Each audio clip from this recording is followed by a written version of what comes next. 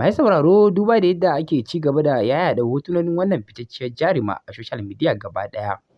Duba da yadda hotunan da bai dace ba ma a ce ana yaɗa shi ba, amma wasu Allah Allah suke kamar baiwar Allah nan a ga ta yi laifi a ci gaba da yaɗa ta a social media. Amma dai yana da kyau a san da cewa duk wanda ya tona asirin wani ya san da cewa fa shi ma fa nashi ba zai rufu ba, amma kuma duk wanda ya rufa ma ɗan uwansa asiri ya san da cewa kuma shi ma nashi Ubangiji zai rufa masa. To me yasa mutane a koda yaushe burin mu shine mu ga aibin mutum domin mu yi posting a social media gaba ɗaya domin neman followers? A gaskiyar bayani hakan dai bai dace ba. Duba da yadda kuma wannan hotunonin da ake zargin wannan fitacciyar jaruma da su, a gaskiya kuma an yi iƙirarin an duba da cewa kusan kama ne kawai suke yi ba ma ita ba ce. To kaga a gaskiya dai masu sauraro menene kalan naku ra'ayoyin a game da wannan cikakkun rahotannin namu kafin dai mu sake muku shi yanzu haka.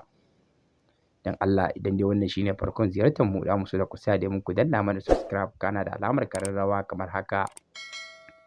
Duba da yadda dai a gaskiya a masana'antar nan wannan yarinyar ta taka rawan gari, kuma duba da yadda ta yi fice a gurin yadda take ba da acting nata yadda ake so. Amma duba da hakan dai wasu dai daga dama gaskiya suna bibiyar ta da wasu abubuwan da bai dace ba. A yayin da kuma ita ma take kan ci gaba da bayyana wa mutane su san da cewa ita ma fa 'yar adam ce kuma mai laifi ce, wadda kuma akwai da yaushe za ta iya yin kuskure.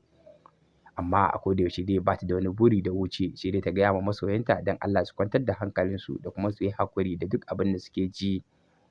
Duba da yadda dai dukkan ɗan adam in dai ba ya mutu ba zai taɓa wuce kaddararsa ba a rayuwarsa na duniya.